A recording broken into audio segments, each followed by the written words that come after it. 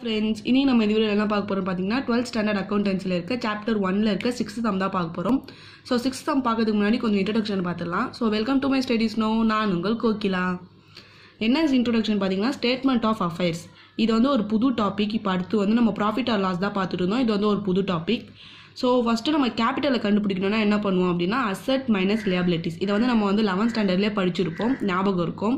So கேபிட்டல்லேயே 2 varieties இருக்குது. என்னென்னா beginning of the year, end of the year.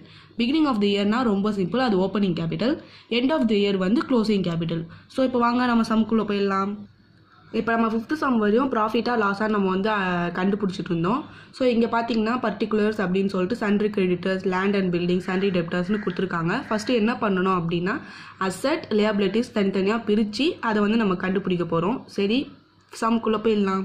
நம்ம 5th some வரைக்கும் வந்து சிங்கிள் பேஜ் தான் யூஸ் பண்ணிட்டு இருந்தோம் ப்ராஃபிட் ஆர் லாஸ்க்கு. இப்போ நம்ம வந்து இந்த மாதிரி டபுள் பேஜ் யூஸ் பண்ணணும் இதை வந்து கண்டுபிடிக்கிறதுக்கு. ஸோ இந்த books of Thomas statement of affairs as on date, அங்கே வந்து நேம் வந்து மென்ஷன் பண்ணியிருப்பாங்க, அந்த நேமை போடணும். டேட்டும் மென்ஷன் பண்ணியிருப்பாங்க, போட்டாச்சு. லியாபிலிட்டிஸ் இந்த சைடு, அசெட் வந்து இந்த சைடு. ஸோ அவங்க கொடுத்துருக்கத எது லியாபிலிட்டிஸ் எது அசெட்னு ஃபஸ்ட்டு நம்ம பிரிச்சுக்கணும். நம்ம அசெட்டையோ லியாபிலிட்டிஸோ நம்மளுக்கு வந்து ஐடென்டிஃபை பண்ண தெரிஞ்சால் தான் இந்த சம் வந்து போட முடியும். ஸோ லியாபிலிட்டிஸும் அசெட்டும் வந்து நம்ம ஈஸியாக பிரிக்க வந்து நம்ம வந்து ஃபஸ்ட்டு கற்று வச்சுக்கணும். ஸோ இப்போ நான் 2த்தையும் பிரித்து வச்சுட்டேன். லியாபிலிட்டிஸ் கண்டுபிடிச்சாவே பேலன்ஸ் இருக்கிறது எல்லாத்தையும் நம்ம அப்படியே அசெட்டில் எழுதிட வேண்டியது தான். ஸோ சன்ட்ரி கிரெடிட்டர்ஸ் எவ்வளோ கொடுத்துருக்காங்கன்னா 6 lakh. பில்ஸ் பேயபிள் வந்து 1,20,000. கேஷ் எவ்வளோ கொடுத்துருக்காங்கன்னா 20,000. அதே மாதிரி ஸ்டாக் வந்து 2,20,000. பில்ஸ் ரிசீவபிள் வந்து 60,000.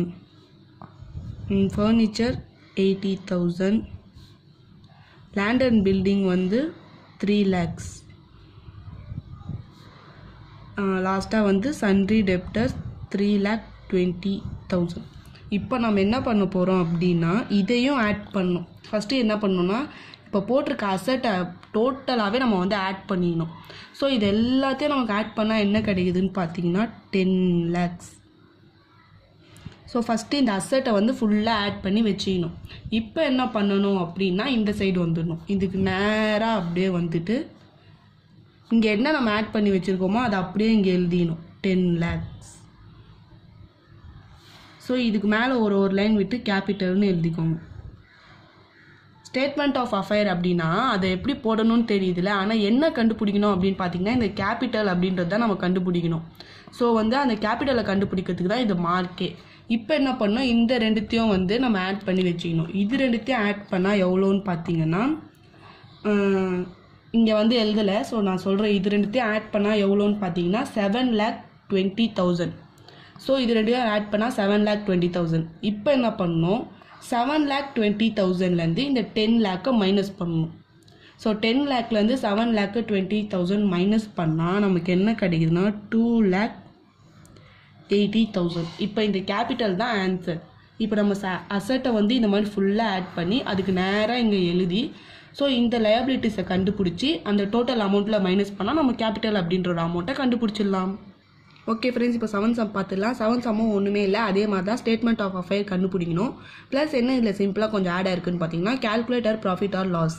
இந்த சுபா அப்படின்றவங்க வந்து நம்ம ஸ்டேட்மெண்ட் ஆஃப் அஃபேரும் கண்டுபிடிக்கணும், ப்ராஃபிட் ஆர் லாஸும் கண்டுபிடிச்சிடணும். சரி வாங்க கண்டுபிடிக்கலாம். இப்போ நம்ம ஃபார்மேட் எழுதியாச்சு. ஸோ லியாபிலிட்டிஸ் அசெட்டை வந்து நம்ம தனித்தனியாக கண்டுபிடிக்கலாம்.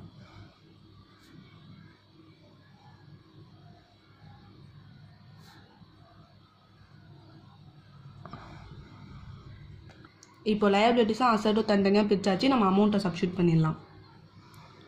50,000, 90,000. இப்போ நம்ம வந்து லயபிலிட்டிஸ் அசெட் தனித்தனியாக பிரிச்சாச்சு, அமௌண்ட்டும் சப்ஸ்டியூட் பண்ணியாச்சு. இப்போ அசெட்டை ஆட் பண்ணிடலாம். இப்போ டோட்டலாக இதை ஆட் பண்ணால் எவ்வளோ வருது அப்படின்னா 8 lakhs. ஸோ அதை அப்படியே இங்கேயும் சப்ஸ்டியூட் பண்ணிக்கணும்.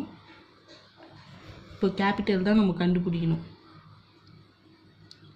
இது 3யும் சப்ஸ்டியூட் பண்ணால் நமக்கு எவ்வளோ கிடைக்குது அப்படின்னா இப்போ இந்த 3த்தையும் ஆட் பண்ணால் நமக்கு எவ்வளோ கிடைக்குதுன்னா 3,80,000. இப்போ நம்ம 8 lakhsலேருந்து 3,80,000 மைனஸ் பண்ணால் நமக்கு கிடைக்கிற அமௌண்ட் 4,20,000. இப்போ நம்ம கேபிட்டல் கண்டுபிடிச்சாச்சு. இப்போ நம்ம ப்ராஃபிட்டாக லாஸான்னு கண்டுபிடிக்கணும்.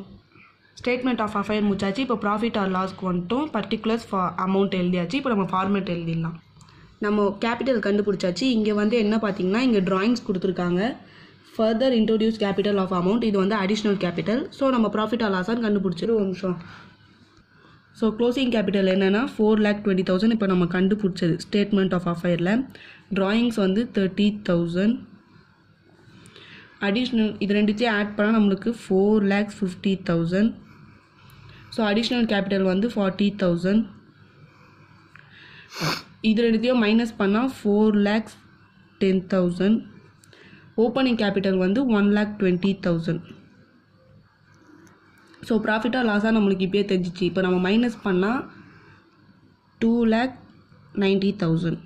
ஸோ இங்கே ப்ராஃபிட்டில் என்ன வந்திருக்குன்னா பாசிட்டிவில் வந்திருக்கு. நான் மைனஸில் வந்தால் லாஸுன்னு சொன்னேன். ஸோ இங்கே பாசிட்டிவில் வந்திருக்கிறதுனால ப்ராஃபிட்.